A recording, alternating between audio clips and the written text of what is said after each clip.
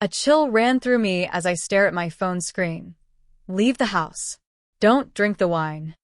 Across the elegant dining table, my parents' smiles never wavered, crystal glasses raised in anticipation. For 28 years, I'd been Emily Connelly, their perfect, obedient daughter. But as our housekeeper Greta slipped me a desperate warning note, and my father tilted his head with that calculating look I'd somehow never noticed before, a fractured memory surfaced. I wasn't Emily. I'd never been Emily. And the family watching me bring that wine to my lips wasn't waiting to celebrate. They were waiting to erase me. Again. The evening light spilled through the bay windows of my parents' countryside home, casting long shadows across the dining room table. Mom had always been particular about how she wanted things, but tonight, her 60th birthday, everything felt even more meticulously arranged than usual. The crystal glasses caught the light just so. The table settings were impeccable, perfect like a magazine spread. "Emily, honey, would you mind lighting the candles?"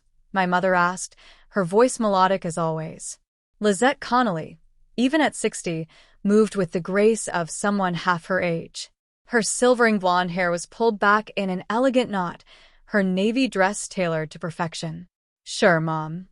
I struck the match, watching the small flame dance before touching it to each wick. The candles were arranged in a specific pattern, one she'd insisted on. Everything tonight had meaning, she'd said. "Just how we used to have it for special occasions," my father Richard commented, entering with a bottle of wine so old the label had begun to fade. His tall frame and broad shoulders still commanded the room at 65, though his once dark hair had gone completely gray.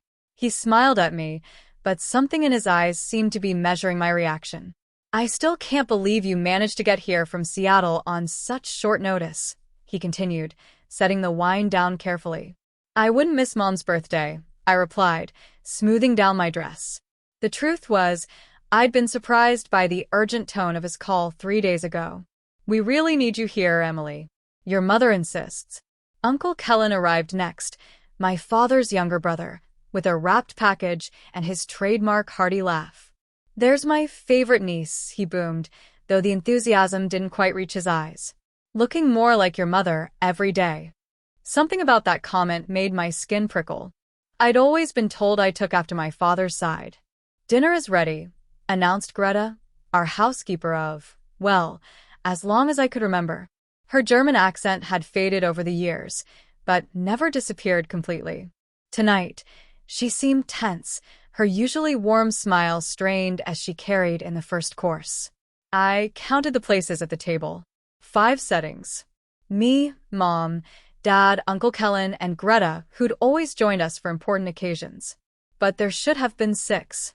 There always used to be 6. No one mentioned Theo. My brother had vanished 5 years ago, just after his 25th birthday. A troubled soul, my parents called him. Wanderlust, they explained to friends. But they never explained to me why all his things disappeared overnight, or why they changed their phone numbers the same week. "This soup was your grandmother's recipe," my mother said, breaking into my thoughts. "I've added my own touch, of course." "And the main course is your favorite," my father added. "Remember how you used to beg for my roast duck when you'd come home from college?" I nodded, though I didn't actually remember that. Duck had never been my favorite, had it? The conversation flowed around me, carefully orchestrated topics about the garden, the neighbors, a trip my parents were planning to Portugal. Safe subjects. Nothing about the past. Nothing about Theo. "Emily, you've hardly touched your food," my mother noted as Greta cleared the first course plates. "Just savoring it," I lied, though something felt off about the flavors. Too strong, almost medicinal. As Greta reached for my plate, her hand brushed mine, and I felt something slip between my fingers. A small folded post-it note. I palmed it quickly, excusing myself to the bathroom.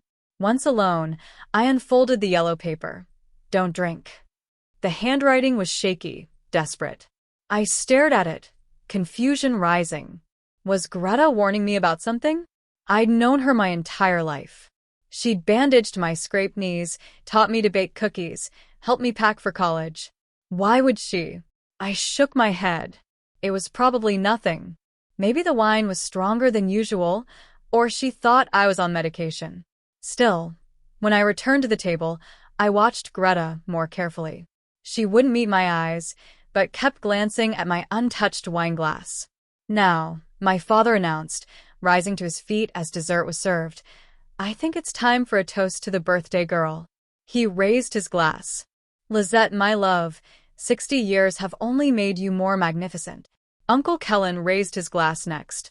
To my stunning sister-in-law, your grace and strength continue to inspire us all. They both looked at me expectantly. My glass was full. I noticed theirs were barely filled, just enough for a symbolic sip. To Mom, I said, lifting my glass but not bringing it to my lips. 60 never looked so good. I noticed a flash of something cross my mother's face. Disappointment? Suspicion? You're not drinking, dear? She asked, her voice light but insistent. In a minute, I said. I just want to say a few more things first. My phone buzzed in my pocket. Normally, I would have ignored it, but something instinct, perhaps, made me pull it out. Unknown number. Get out of the house. Now. Don't drink the wine.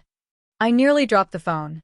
The same warning as Greta's note, but more urgent, more specific. My heart began to pound. Something wrong, sweetheart? My father tilted his head, his smile unwavering, but his eyes had hardened.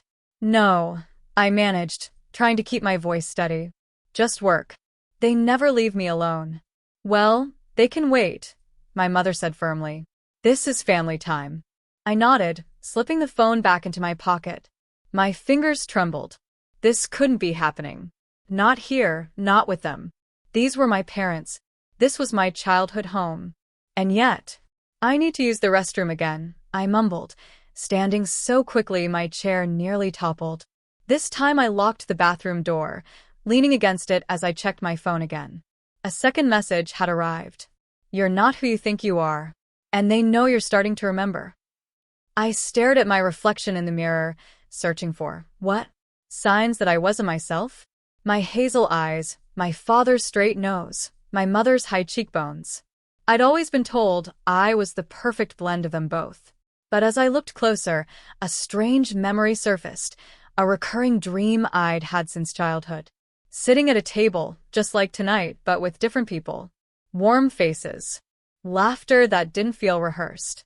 And someone holding my hand under the table, a small hand, like a child's. The memory faded as quickly as it had come, leaving me disoriented. What was happening to me? When I returned to the dining room, everyone was waiting, their faces carefully composed. Everything all right? Uncle Kellen asked. Fine, elite. Just a headache starting. We have medication for that, my mother said quickly. I'm fine, I insisted, taking my seat. My father stood again, raising his glass. To family, he said, his eyes fixed on mine. And to memories, those we cherish and those we leave behind. Everyone watched me, waiting. The silence stretched uncomfortably. Just as my father began to frown, a hard knock sounded at the front door. Who could that be? My mother asked, her voice sharp with irritation. The knocking came again, more insistent. I'll get it, Uncle Kellen offered, but my father shook his head. No, I'll go. He set his glass down carefully and strode to the door. I released a breath I hadn't realized I was holding, my untouched wine glinting blood red in the candlelight. Voices drifted in from the entryway, my father's low and controlled, another woman's firm and official. I couldn't make out the words, but the tone was tense. My mother's fingers drummed against the tablecloth, her expression carefully blank. A moment later, my father returned with a uniformed police officer, a woman in her mid-30s with short auburn hair and alert brown eyes. Her badge read, Deputy Wolf. I apologize for the interruption, she said, scanning each of our faces. I'm Deputy Clara Wolf. We received a call about this address, something about a poison drink. The room went silent. My heart hammered against my ribs. That's absurd. My mother laughed, but the sound was brittle. We're just celebrating my birthday. Perhaps one of the neighbors is playing a prank. Or someone is bored, my father added smoothly.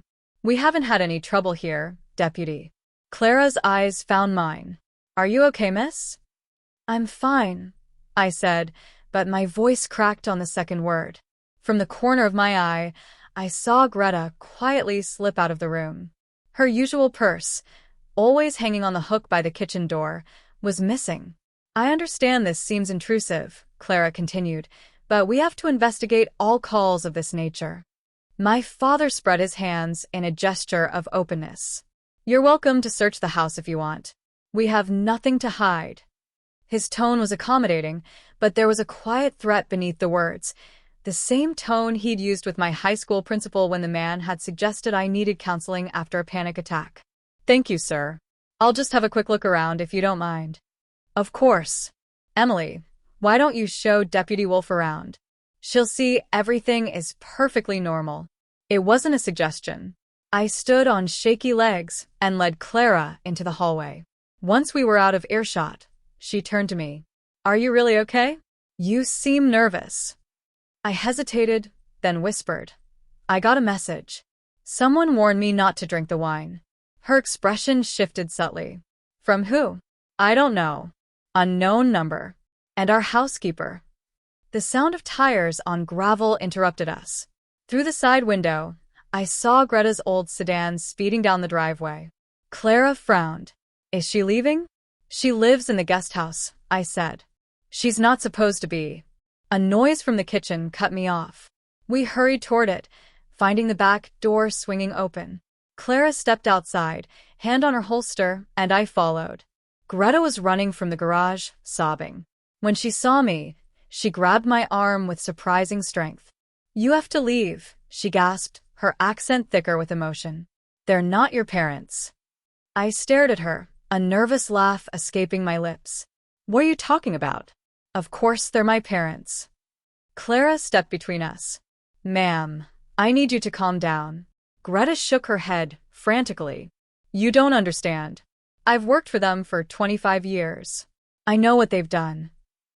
Who's done? Clara asked. The Connellys. Richard and Lizette. They. That's enough. My father's voice boomed from the doorway. He stood there, Uncle Kellen behind him, both men rigid with tension. Clara turned, placing herself between us and them. Sir, I need to speak with this woman. Greta is unwell, my father said flatly. She's been having episodes lately. We've been concerned. She seems concerned for your daughter's safety, Clara countered. My father's smile was cold. Paranoid delusions. We've been trying to get her help. I'm not delusional. Greta cried. Emily, please, you have to remember. Think about the dreams you used to have. Think about why Theo really left. Uncle Kellen stepped forward. Greta, that's enough. You're upsetting everyone. Clara studied each face carefully. We've had calls about this address before, she said slowly. But the records are odd. Files missing. Reports incomplete. My father's expression darkened. That's enough, Clara. You've overstayed. We're trying to have a family dinner. The use of her first name caught me off guard. Did they know each other? I think I should take your daughter and the housekeeper with me, Clara said evenly. Just to sort this out. My father's laugh was dismissive. Don't be ridiculous. Emily isn't going anywhere. She just arrived home. This isn't her home, Greta insisted, her voice breaking. She doesn't belong here. She never did. The confusion and fear that had been building all evening crystallized into something harder. I pulled away from Greta, looking between her tear-streaked face and my father's controlled anger. What do you mean, this isn't my home? I demanded. Emily, she's confused, my mother said, appearing behind my father. Greta, we've tolerated your eccentricities for years, but this is beyond acceptable. What were you going to put in her wine tonight? Greta shot back. The same thing you gave her before her college graduation? Before her engagement ended? Every time she starts to remember, a cold feeling spread through my chest.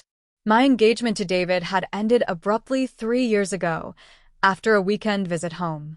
I couldn't remember our final conversation, just waking up in my old bedroom, confused and disoriented, with my mother telling me he'd left in the night after a terrible argument. I think we should continue this at the station, Clara said firmly. That won't be necessary, my father replied. Deputy, I think you should leave now. We'll handle Greta's episode privately. Clara didn't move. I'd be neglecting my duty if I left now. Your duty? My father laughed, but his eyes were hard. I know your supervisor quite well, Clara. One call and… Dad, stop, I interrupted. Something wasn't right. This wasn't the father I knew, this cold, threatening man. I want to hear what Greta has to say. Emily, my mother began, but Uncle Kellen cut her off. Richard, Lizette, maybe we should take this inside. The neighbors might hear. My father stared at me for a long moment, then nodded curtly. Fine. Inside. All of us. As we moved toward the house, Clara fell in step beside me. Whatever happens, she murmured, don't let them separate us. The words sent a chill down my spine. What was happening in my perfect family home? Sleep wouldn't come that night. The evening had ended in a stalemate. Clara refusing to leave, my parents refusing to let me go. Uncle Kellen had played mediator, suggesting everyone sleep on it. Clara had finally departed with a warning that she'd return in the morning, and with the quiet assurance to me that she'd have someone watching the house. Greta had been escorted to the guest house by my father and uncle. Her tearful pleas still echoed in my mind. You have to remember, Emily. You have to try. My childhood bedroom felt both familiar and strange. The lavender walls, the white furniture, the bookshelf filled with novels I'd loved as a teenager. But as I lay in bed, staring at the ceiling, certain details nagged at me. The photos on the wall, me at various ages with my parents, with Theo, had always been there. But now, looking closer, something seemed off about them. In one, taken supposedly on my 10th birthday, my eyes looked different, darker than their usual hazel. The smile didn't reach them. Unable to sleep, I rose and began examining each photo carefully. In some, I looked completely natural.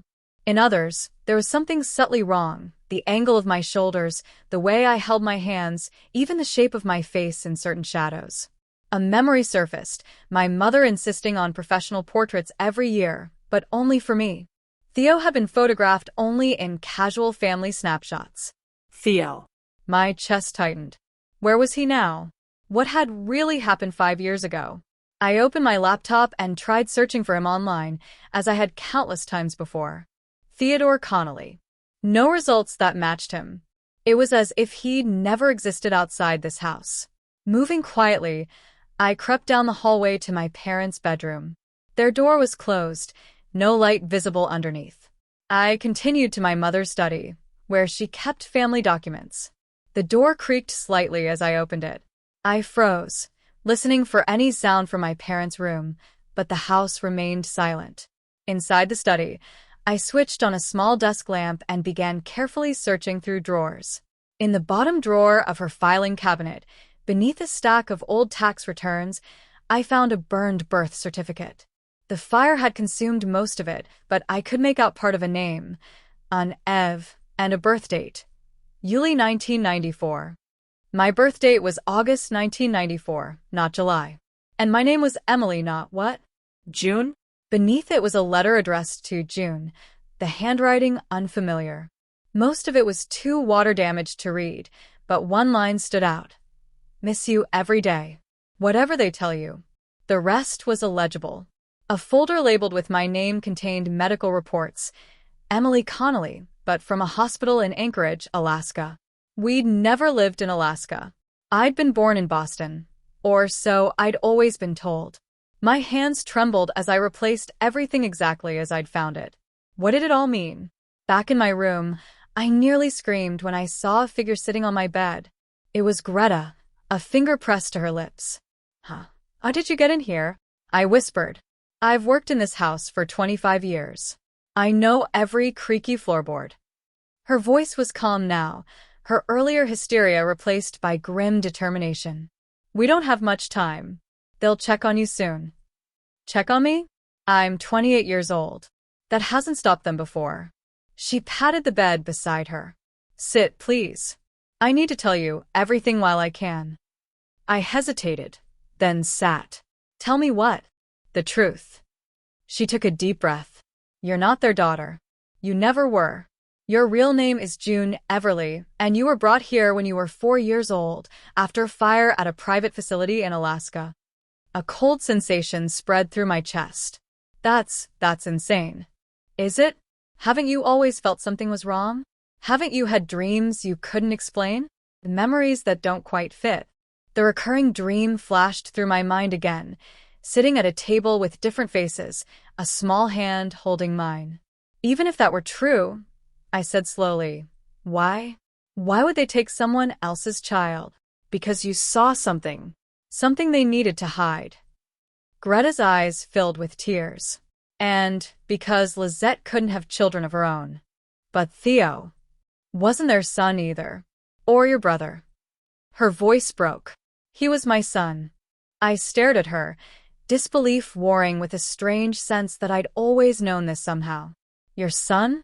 But that's... When I came to work here, he was 2. I'd fled an abusive husband in Germany, was desperate for work. They offered me this job, housing protection. They said Theo could be part of the family.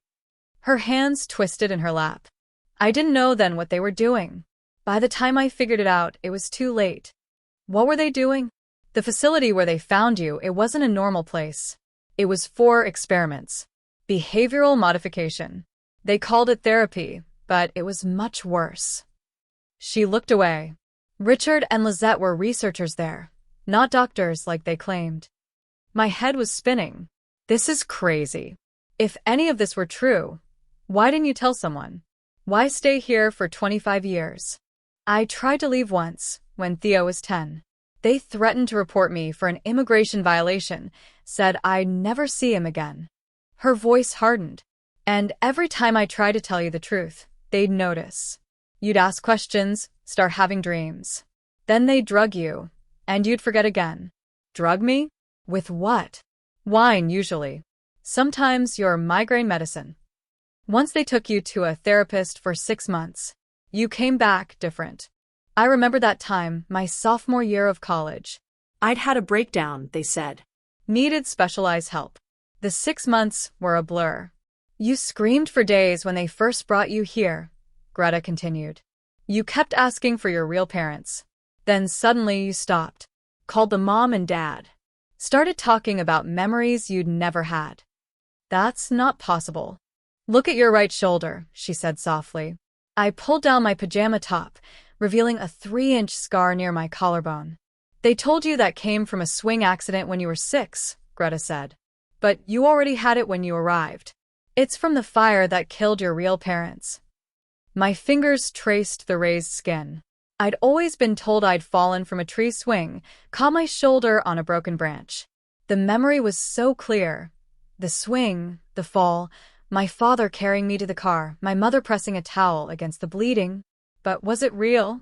Or implanted somehow? The wine tonight, Greta said urgently.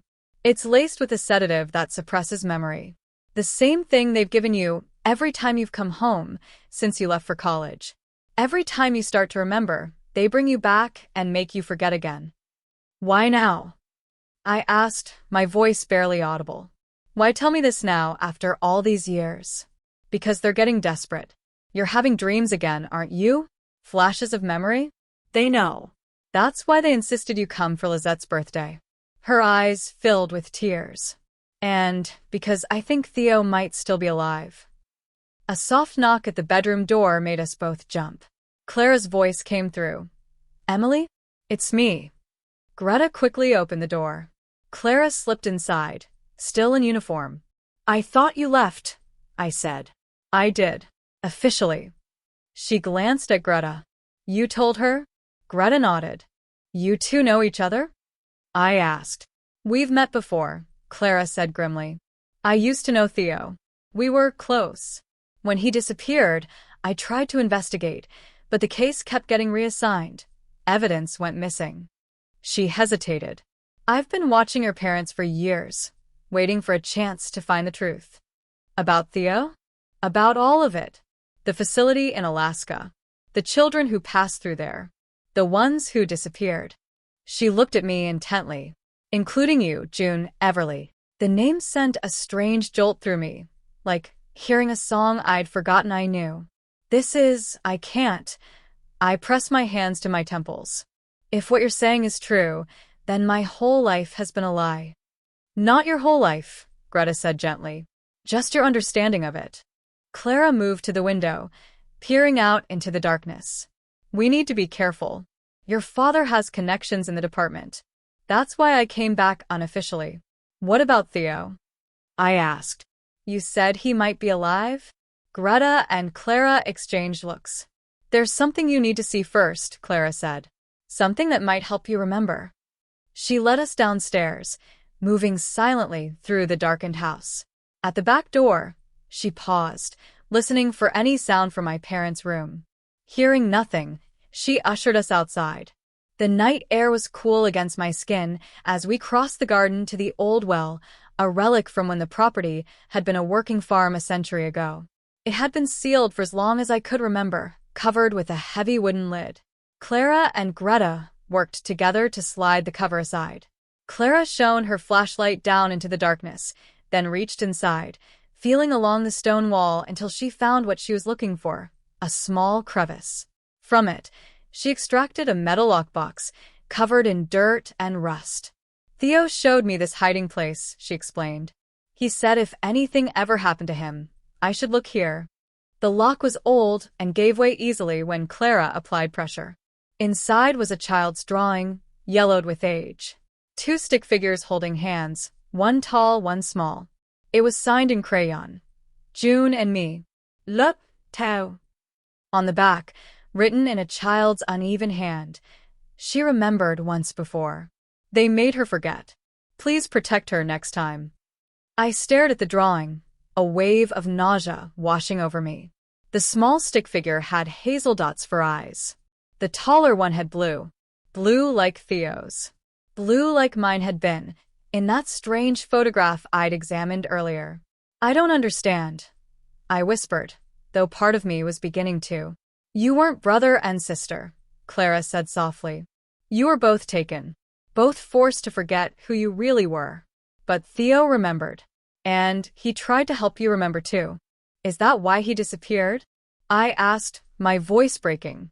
Greta nodded, tears streaming down her face. He said he'd found proof about the facility, about what happened there. He was going to expose everything. She swallowed hard. The night before he vanished, I overheard Richard on the phone. He said, the problem needs to be permanently solved this time. Clara's expression hardened. I think they moved him, hid him somewhere. The records of Theodore Connelly were altered just 6 months ago. Someone using his social security number applied for a fishing license in Oregon. He's alive. Hope surged through me. I think so. And I think he's trying to find you. Clara closed the lockbox. But first, we need to make sure you're safe. If your parents realize what we know. A light flicked on in the house, the kitchen. Through the window, I could see my father, phone in hand, pacing. We need to go, Clara said urgently. Now. As we turned to flee, a beam of light swept across the garden from the 2nd floor, Uncle Kellen's room. He was awake too. June, Greta whispered, using the name that still felt foreign to me. Whatever happens, remember who you are now. Don't let them make you forget again. The name echoed in my mind as we ran through the darkness, away from the house that had never truly been my home. June. My name is June. The drive into town was tense, each of us lost in our thoughts as Clara's patrol car ate up the miles between the Connelly estate and civilization. Dawn was just beginning to lighten the sky, casting everything in a surreal blue glow. I sat in the back seat, clutching Theo's drawing like a lifeline, my mind spinning with fragments of memories that didn't feel like my own. Where are we going? I finally asked as Clara turned onto a residential street lined with modest bungalows. Somewhere safe, she replied, checking her mirrors for what must have been the 20th time. Someone who might have answers. We pulled up in front of a pale yellow house with a meticulously maintained garden. Despite the early hour, lights shone from within. She's expecting us, Clara explained, helping Greta from the car. The older woman looked exhausted, the night's events etched in the deep lines around her eyes. A silver-haired woman opened the door before we reached it. She was in her 80s, with bright, alert eyes behind thick glasses and the ramrod-straight posture of someone used to commanding attention. "You must be the girl," she said, her gaze fixing on me with unsettling intensity. "Come in, quickly." Inside, the house was cluttered but clean, every surface covered with books, photographs, and newspaper clippings. The woman led us to a kitchen table already set with steaming mugs of coffee. "Emily, this is Mrs. Halvorson," Clara said. "She used to run youth records for the county before she retired. She's been helping me look into cases like yours." Mrs. Halvorson settled into a chair, still studying me. "The moment I saw you, I knew," she said. "You're the Connelly girl, the one who disappeared in '98. I shook my head. "I didn't disappear.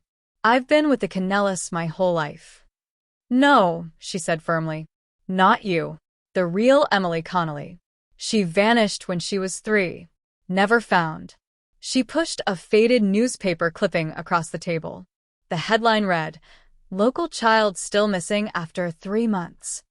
Below it was a photo of a small blonde girl with striking blue eyes, the same eyes I'd seen in those strange photographs in my room.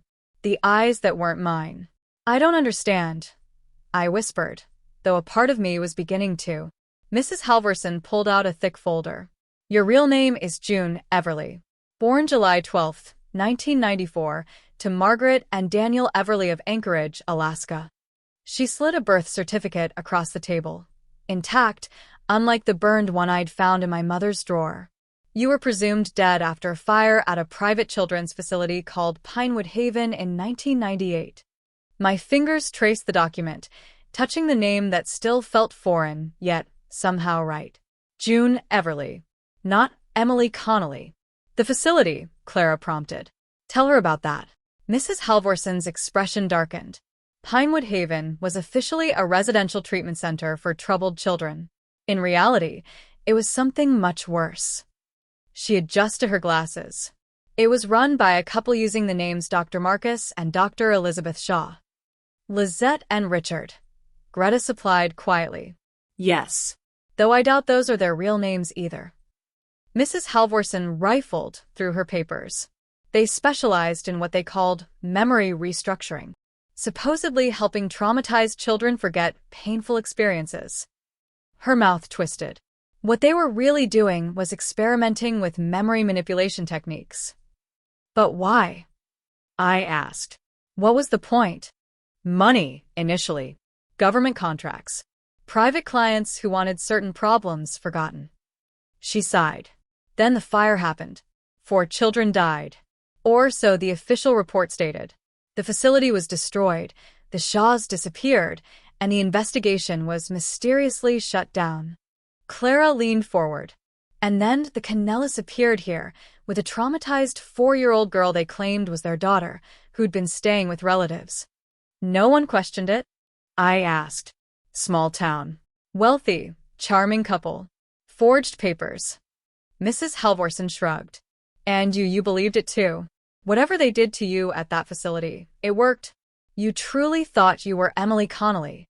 The room seemed to tilt slightly. I gripped the edge of the table. "So my real parents died in the fire, according to reports." Mrs. Halvorson's voice gentled. "Though given everything else we know, I'm not sure we can trust that." Greta reached across to squeeze my hand. "Every time you started to remember, having dreams, asking questions, they would find a way to sedate you, reset you."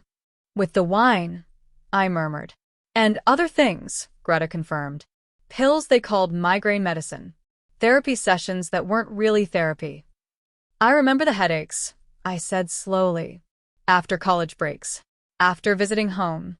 They'd start suddenly, and Mom, Lizette, always had the same medication ready." "And afterward?" Clara prompted. "How did you feel?" "Foggy." "Like I'd lost time." A chill ran through me. There was one summer after sophomore year when I came home for just a weekend. I woke up, and it was 6 weeks later. They said I'd had a nervous breakdown. Mrs. Halvorson nodded grimly. "That's their pattern. Every time you got too close to the truth, they'd reset you. Make you forget again." But why keep me at all? If I was a liability, why not just? I couldn't finish the thought. Lizette couldn't have children, Greta explained, her voice flat. She wanted a daughter. And you were compliant. After what they did to you at the facility, you were the perfect subject. The perfect daughter. And Theo? I asked. Was he from the facility too? Greta's eyes filled with tears. No. He was my son. When I came to work for them, he was just a toddler. They said he could be part of the family. I didn't understand what that meant until it was too late. They used him, Clara said. As a control mechanism for both of you. To keep Greta in line, and to reinforce your false memories of growing up with a brother. But Theo remembered. Greta continued. As he got older, he started asking questions. Finding inconsistencies. He discovered old records in Richard's office about the facility, about other children. When he confronted them, Clara picked up, they tried to use the same techniques on him. But he was older, more resistant. That's when he started leaving me messages, I realized. The drawing in the well. Mrs. Halvorson pushed another document toward me, a death certificate. According to this, Theo Miller died in a boating accident 5 years ago. Body never recovered. But we know that's not true, Clara said firmly. Someone used his social security number 6 months ago in Oregon. Applied for a fishing license under the name Thomas Miller. You think he's hiding? I asked, hope rising in my chest. I think he escaped, Greta said. And I think he's been trying to find a way to help you ever since. Mrs. Halvorson gathered her papers with a determined expression. There's more. The facility in Alaska wasn't the only one. There were others, operating under different names. Children who went in and came out changed. Parents who suddenly stopped looking for missing children. She fixed me with a penetrating stare. You and Theo aren't the only victims. Just the only ones we know about who might still be alive. The weight of it all crashed down on me. Not just my life, but others, children who'd been experimented on, families torn apart. We need to go public, I said. Expose everything. It's not that simple, Clara cautioned. Richard and Lizette Connelly have powerful connections. The records of the facility fire were sealed by a federal judge. Every time I've tried to officially investigate, I've hit walls. We need proof, Mrs. Halvorson agreed. Hard evidence of what they did. To you, to Theo, to the others. And we need to find Theo, Greta added, her voice breaking. If he's alive, he'll be in danger too. Clara checked her watch. By now, they know you're gone. They'll be looking for you. Let them look, I said, a new resolve hardening within me. I'm not hiding anymore. It's time they answered for what they've done. As if in response to my words, Clara's phone buzzed. Her expression darkened as she read the message. What is it? I asked. They've reported you missing, she said grimly. And they're claiming Greta kidnapped you during a psychotic break. They're trying to control the narrative, Mrs. Halvorson observed. Discredit you before you can speak out. Then we need to move fast, I said, standing. Before they can silence us again. The others looked at me with varying degrees of concern and admiration. In that moment, I felt more like June Everly than I ever had, a woman determined to reclaim her stolen life and expose the truth, no matter the cost. Clara's living room had become our war room, walls covered with timelines, photographs, and maps. 3 days had passed since our escape from the Connelly estate. 3 days of diving into old records, making calls to former employees of Pinewood Haven, and trying to piece together the fragments of my true history. We need more, Clara said, frustration evident in her voice as she pinned another dead end to the board. Everything we have is circumstantial. Your memories, Greta's testimony, old newspaper clippings. None of it will stand up in court. What about my medical records? I asked. The ones from Alaska?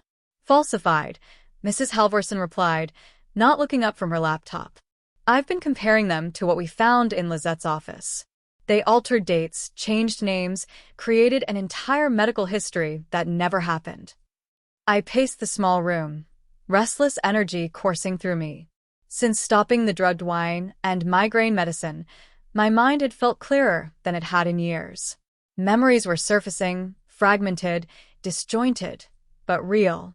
The facility in Alaska. A room with blue walls. A woman with kind eyes who wasn't Lizette. We need to get them to incriminate themselves, I said suddenly. On record. Greta looked up sharply. You can't go back there. Not alone, I agreed. But what if I did go back? One final dinner. With Clara undercover, and all of us wearing wires? Clara frowned. It's risky. If they suspect anything. They won't, I insisted. They'll be so relieved I came back that they'll let their guard down. They always do. It's the pattern. I question things, I leave, I come back, they drug me. Everything returns to normal. Except this time, you'll be ready, Mrs. Halvorson said slowly, warming to the idea. I'll go in wired, I continued. Act like I'm confused, scared. Like I just want to come home. They'll think Greta's story freaked me out, but didn't fully convince me. Clara considered this. We'd need backup. Officers I trust completely, not anyone who might be connected to your father. I can make some calls, Mrs. Halvorson offered. I still have friends in the FBI. This crosses state lines, the facility in Alaska, the victims transported across the country. We need to move quickly, Greta warned, before they realize we're building a case. 2 days later, the plan was set. I stood in Clara's bathroom, staring at my reflection as she attached a small microphone to the inside of my blouse. Remember, she said, you just need to get them talking. Don't confront them directly about the facility or the other children. Just express doubts, confusion. Let them try to reassure you. I nodded, stomach churning with anxiety. What if they try to drug me again? Switch glasses when they're not looking, she instructed. And if you can't, just pretend to drink. The important thing is to keep them talking. The drive back to the estate felt surreal. As we approached the familiar gates, I took a deep breath, centering myself in my new reality. I was June Everly. I had been stolen, manipulated, lied to. And tonight, I would begin to reclaim my life.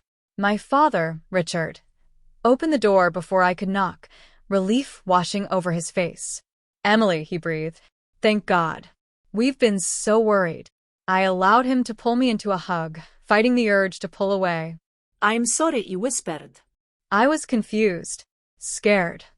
Of course you were, my mother, Lizette said, appearing behind him. Greta filled your head with those awful stories. Come inside, Richard urged. You look exhausted. Are you hungry? Greta's replacement made your favorite pasta. I let them usher me in, noting how carefully they both watched me, assessing my state of mind. Uncle Kellen appeared in the living room doorway, his expression guarded. The prodigal daughter returns, he remarked. Kellen, Lizette chided. Not now. Dinner was served in the same formal dining room where this had all begun just days ago. Everything looked identical, the crystal glasses, the fine china, the candles arranged in that peculiar pattern. But now I understood their purpose. Not decoration, but ritual. A routine designed to trigger subconscious compliance. I'm sorry I ran off like that, I said, pushing food around my plate. The things Greta said, they seemed so real in the moment. She's unwell, Richard said smoothly. Has been for years. We've tried to get her help. We should have told you, Lizette added, reaching for my hand. But we didn't want to worry you. Told me what? I prompted. About her delusions. The stories she makes up. Richard sighed heavily. It started after her son died. The poor woman couldn't accept it. Started creating elaborate fantasies. Her son. I kept my voice carefully neutral. Yes, a troubled boy. Drowned years ago. She never recovered. Lizette's voice was sympathetic, but her eyes were cold.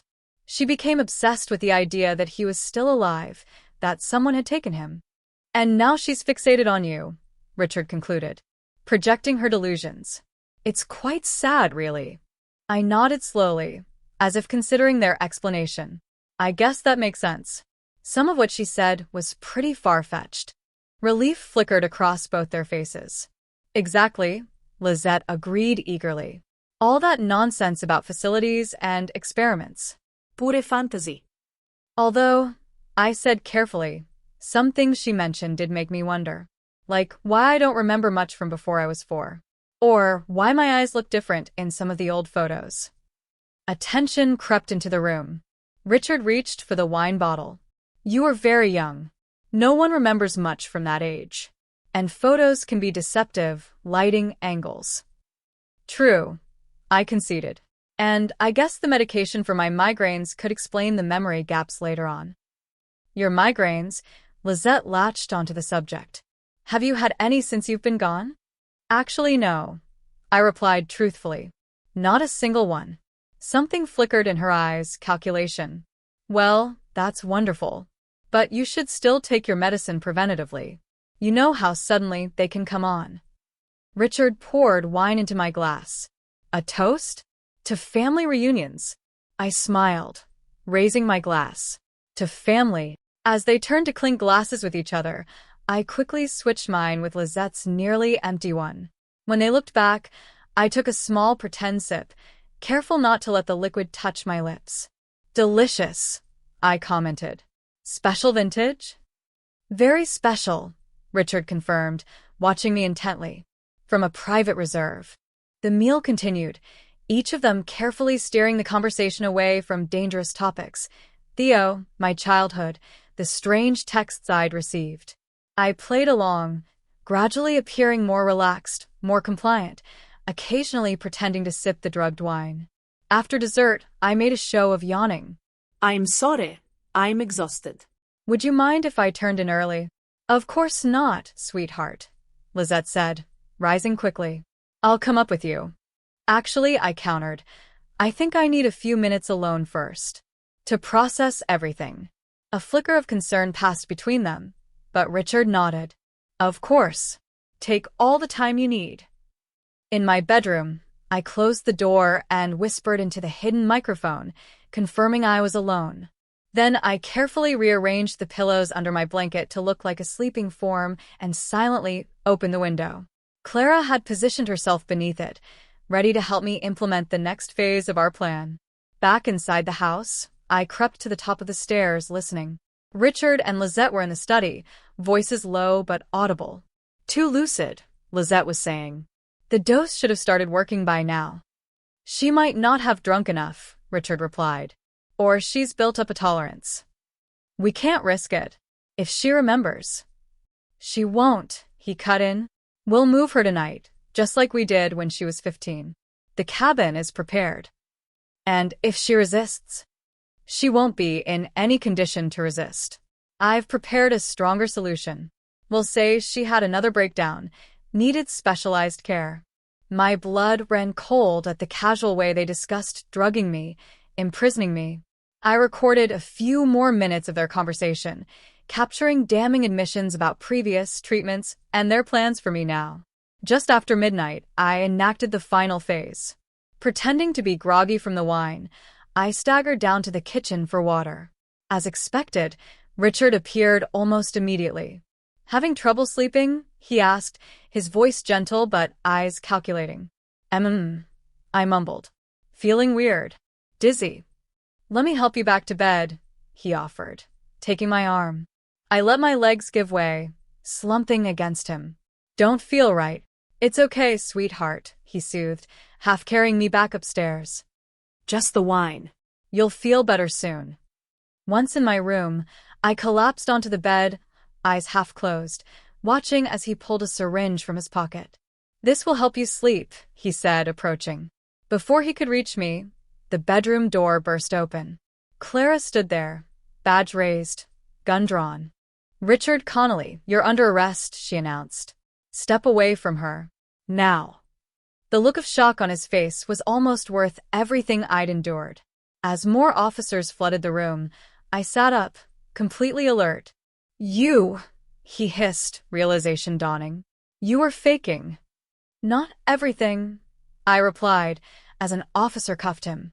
Just the part where I believed anything you ever told me. The arrest of Richard and Lizette Connelly made national headlines. Renowned psychiatrists charged with kidnapping, child endangerment, screamed one.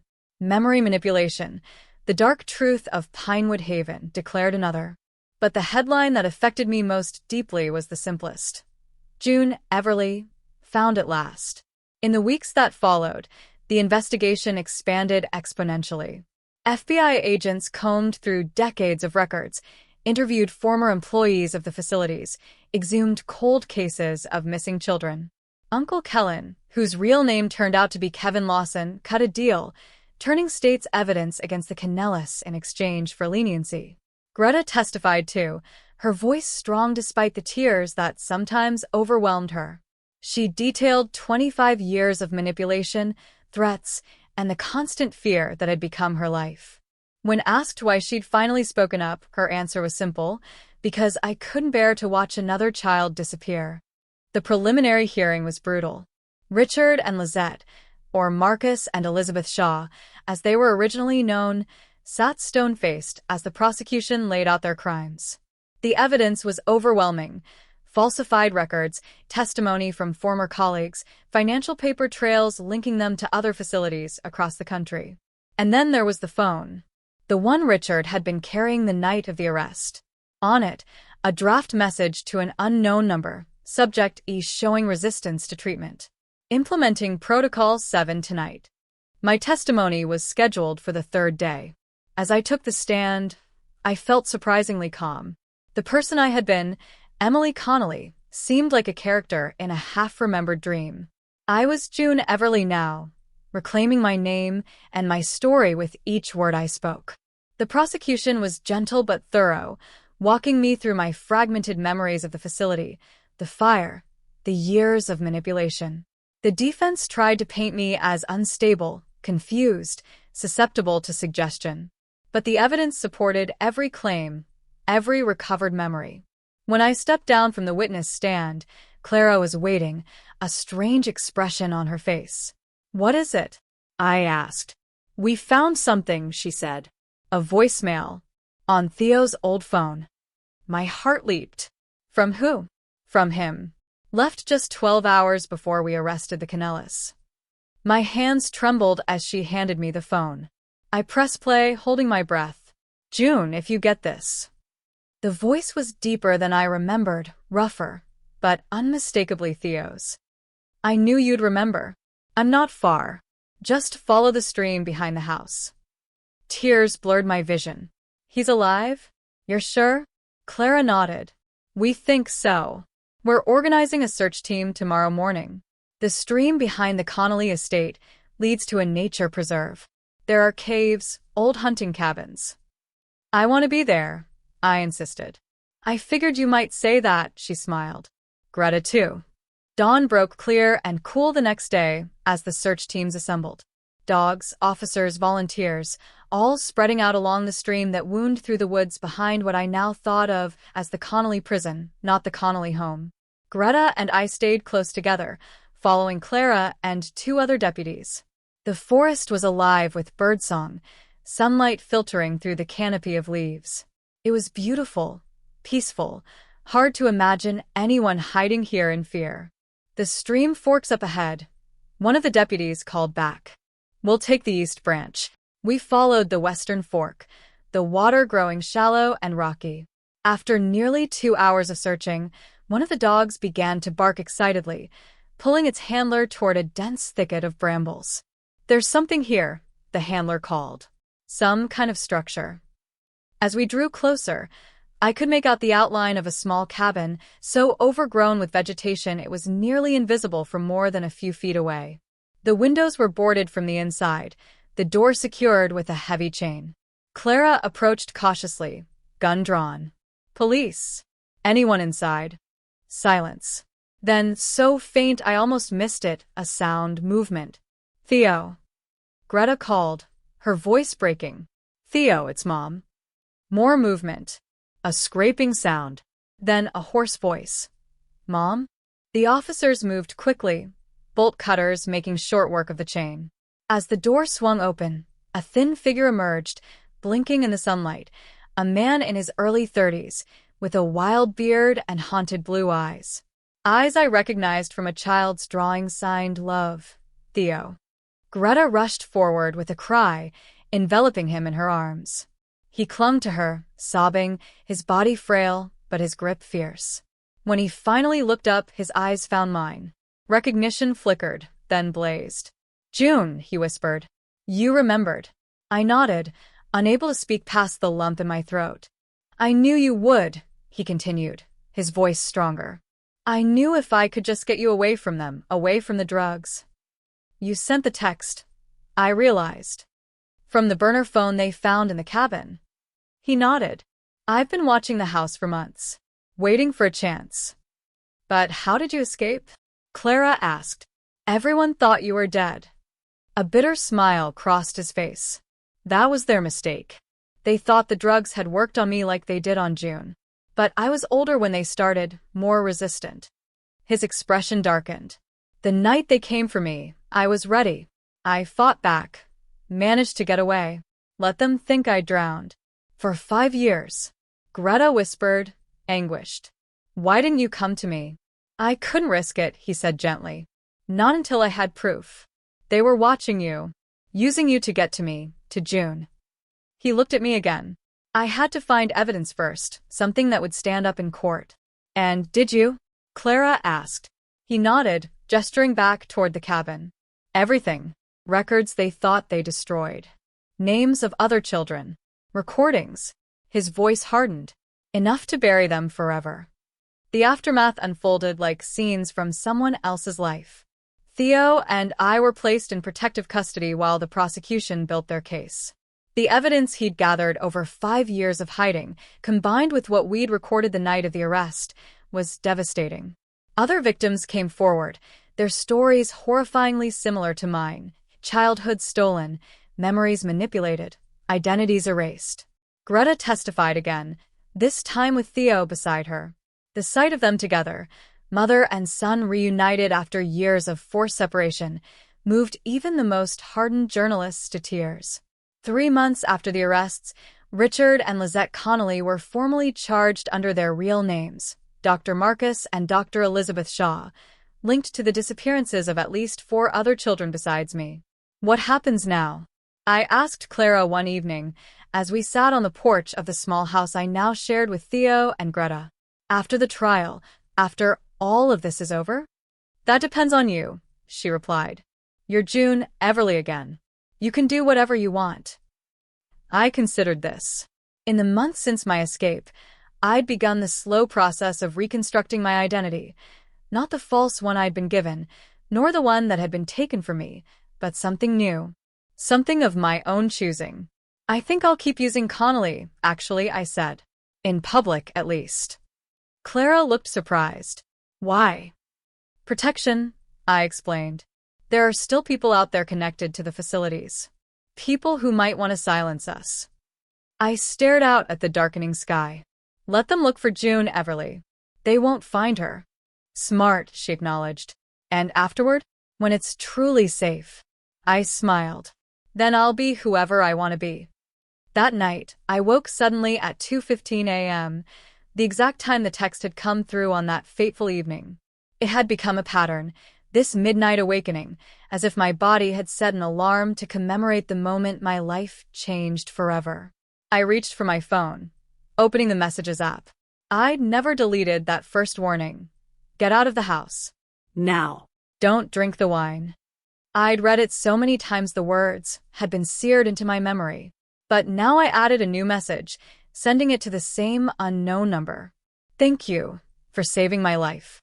I'm safe now. We both are." I didn't expect a response. The number had been deactivated months ago. But sending the message felt important, an acknowledgement of how far I'd come, of the journey from Emily to June, from prisoner to survivor. As I set the phone down, I caught sight of my reflection in the window glass.